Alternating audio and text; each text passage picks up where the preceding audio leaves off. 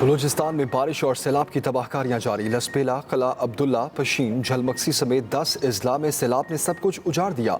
111 अफराद जाँ भाग, 1000 से जायद जख्मी, हजारों मकानात तबाह, मकीन बेघर। डेरा गाजी खान राजलपुर में भी बेकाबू नदी नालों और सैलाबी रैलों से तबाही ही तबाही। पाक फौज, बैरिया, FC और रेस्क्यू टीमें इमदादी सरगर्मियों में मसरूफ।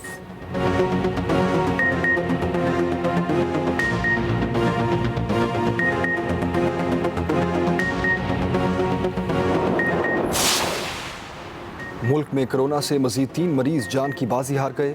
कौमी इदारे सेहत के मुताबिक एक रोज़ के दौरान 19,236 टेस्ट, 605 केस मस्बत निकले। शरह 3.5% रिकॉर्ड।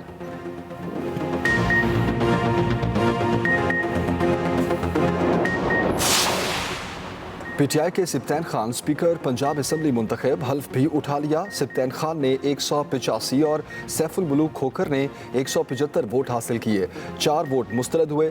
डिप्टी स्पीकर दोस्त मोहम्मद मजारी के खिलाफ तहरीके अदम एतमाद भी कामयाब। डिप्टी स्पीकर का इंतखाब कल दोपहर 1 बजे होगा। आज शाम 5 बजे तक कागजात नामजदगी जमा होंगे।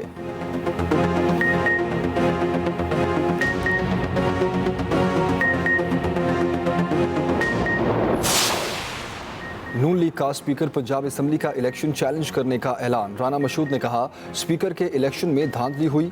खुफिया इलेक्शन का कहा गया, लेकिन बैलेट पेपर्स पर नंबर्स और पोलिंग बूथ पर कैमरे लगाए गए। धांधली ज़दा इलेक्शन के खिलाफ हाई कोर्ट जा रहे हैं।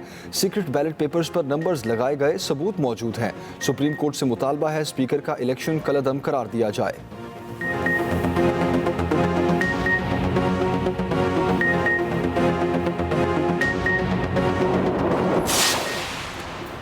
वज़ीर आला पंजाब चौधरी परवेज़ इलाही की नौमुंतखब स्पीकर सिप्तैन खान को मुबारकबाद। डिप्टी स्पीकर दोस्त मजारी के खिलाफ तहरीके अदम एतमाद की कामयाबी पर इज़हार तशक्कुर। कहा, आज एक बार फिर साबित हो गया, अब सिर्फ इमरान खान का बयानिया ही चलेगा। तहरीके अदम एतमाद की कामयाबी सियासी वफादारियाँ बेचने वालों के लिए खुला पैगाम है।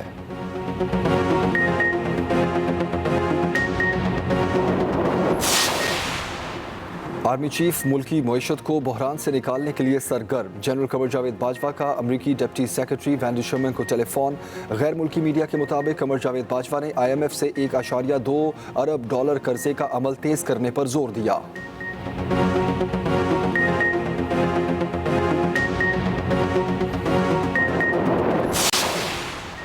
अमेरिका को IMF के लिए फ़ोन करना आर्मी चीफ का काम नहीं। क्या हम इतने कमज़ोर हो गए हैं कि अमेरिका को कहें IMF को फ़ोन करे?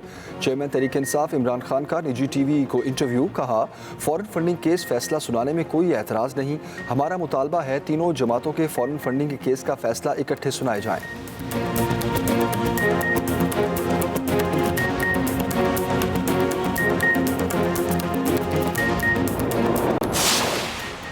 वज़ीर आज़म ने फाइनेंशियल टाइम्स की रिपोर्ट को फ़र्द जुर्म करार दे दिया। शहबाज शरीफ ने ट्वीट में कहा, रिपोर्ट इमरान नियाज़ी के खिलाफ संगीन फ़र्द जुर्म है। बरतानवी अखबार की रिपोर्ट ने PTI की फ़ॉरेन फंडिंग के हक़ाइक़ को बेनकाब कर दिया। रिपोर्ट में बयान करदा ठोस हक़ाइक़ चीख चीख कर बता रहे हैं इमरान नियाज़ी झूठ और मुनाफ़कत का पैकर है।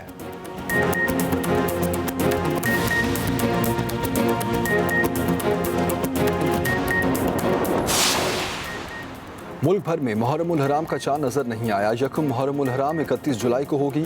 आशूरा 9 अगस्त को होगा। पंजाब में मुहर्रमुल हराम के हवाले से दफ़ा 144 नाफिज। असले की नुमाइश पर पाबंदी। 9 और 10 मुहर्रम को डबल सवारी पर पाबंदी आयद कर दी गई।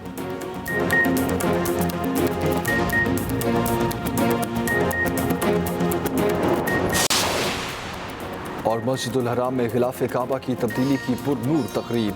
महकमा हज और उम्रा ने इस्लामी साल के आगाज़ के मौके पर गिलाफ काबा तब्दील किया। रूह परवर तकरीब में 200 से ज़ायद माहिरीन और तरबियत याफ्ता कारकुनों ने हिस्सा लिया।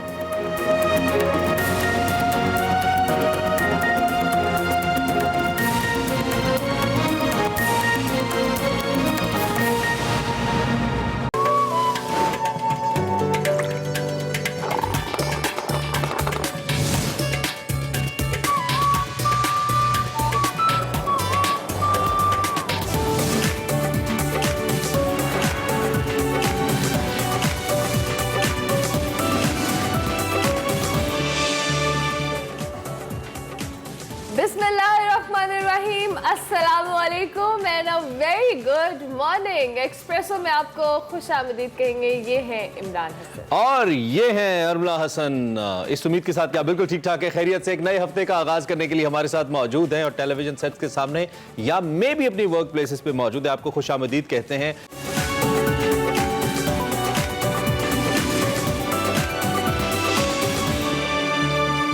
अस्सलाम वालेकुम, मैं वकार अहमद और आप देख रहे हैं निकले तेरी तलाश में।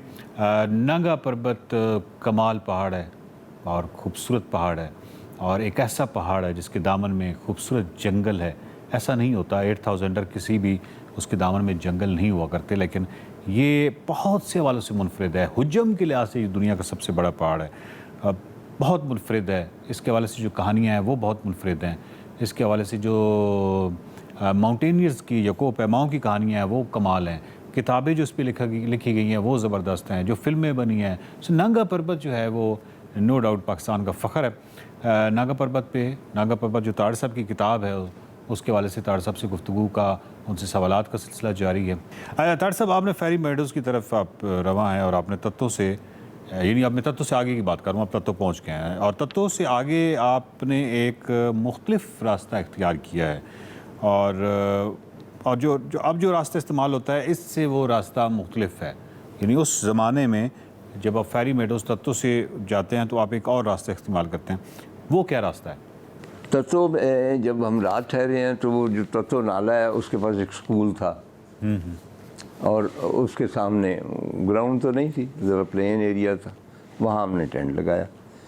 तो हमें यही बताया गया कि यहाँ कभी कभार अगर कोई फॉरेनर आता है तो वो यहाँ टेंट लगाता है। वहाँ से फिर हमने अबूर किया है तत्तों का नाला, दूसरी जानब गए हैं और वो खासी चढ़ाई थी, जंगल था और फाइनली अब मैं क्या बताऊं कि जब आप आज का जो फेरी मेडो की सड़क जा रही है और आगे सड़क ख़त्म हो जाती, कच्चा रास्ता या जो पहले जीपेबल था वो शुरू होता है जी। तो उसके शुरू होते ही राइट हैंड पे एक पुराना रास्ता जो ऊपर जाता है। ठीक है। वाटरफॉल भी है वहाँ पे कोई? नहीं, जहाँ स्टार्ट होता है? नहीं, वहाँ वाटरफॉल नहीं है। वो नाला जो है वो ऊपर से गिरता है, उसको मैं वाटरफॉल तो नहीं कहता। खैर, उसी की बात। तो वहाँ से तो हम उधर से आए हैं और आके उस पुराने रास्ते, पुराने क्या वही रास्ता था, उसके बाद वो सड़क तो नहीं थी, वो जंगल था और उसमें चले हैं और वो बहुत स्टीप था। लेकिन ठीक है, कोई बात नहीं, जो कुछ हम बॉर्डर ब्रिज पे हम भुगत के आए हैं उसके बाद वो हमारे लिए बहुत प्लेजेंट था।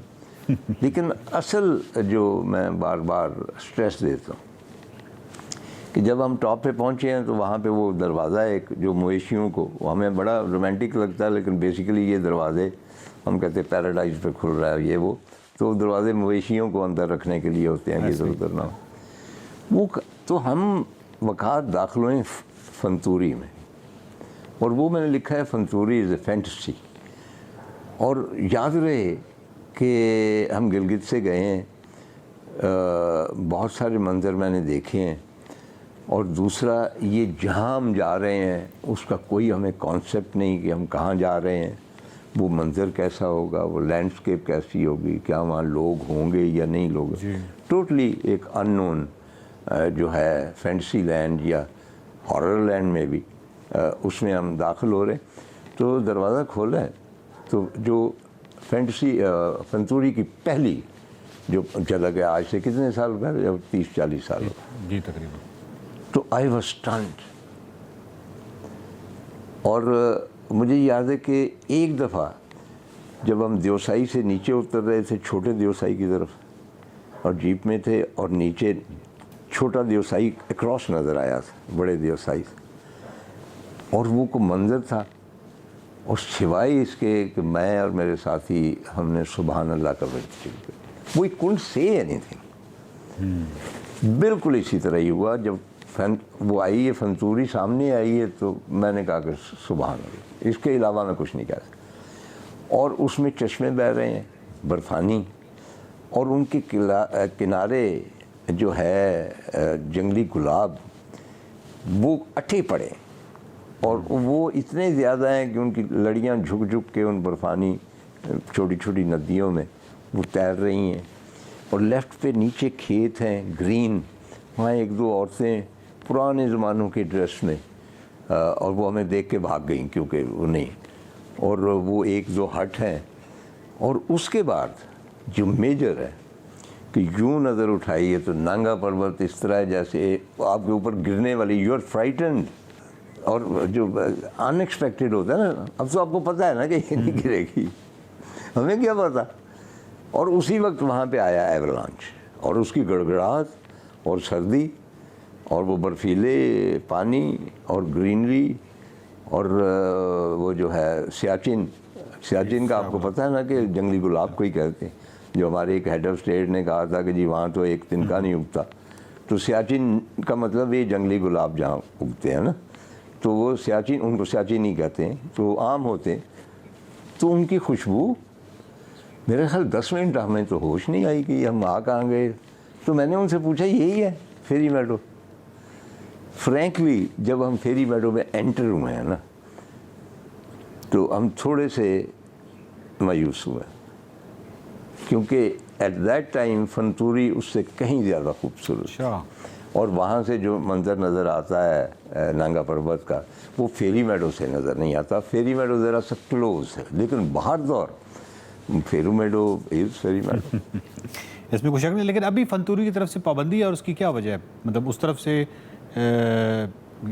काफ़ी अर्सा हो गया, ज़माना ही हो गया, मैंने कभी नहीं सुना कि कोई फंतूरी की तरफ से गया हो। तो कोई पाबंदी है? वो उसमें हमारा अपना कसूर है, सयाहों का है। हर जगह के एटिकेट हो। जी बिल्कुल। आप एक मंदिर में जाते हैं, उसके एटिकेट्स, किसी भी इबादतगाह में जाते